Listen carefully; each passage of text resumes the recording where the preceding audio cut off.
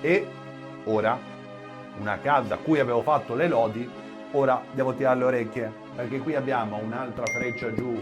Per chi? Per Honda. Avevamo notato grandi progressi da parte di Honda, che iniziava a mettere diversi piloti in top 10, e invece siamo a 9 cadute negli ultimi 11 Gran Premi per Joan Mir. È vero, puoi essere più veloce delle Honda in pista, ma ogni tanto una gara la devi finire. Quello che sta facendo KTM in quest'ultimo Gran Premio è quello che ci aspettavamo da Honda. Attenzione, perché le voci di mercato in entrata sono tantissime.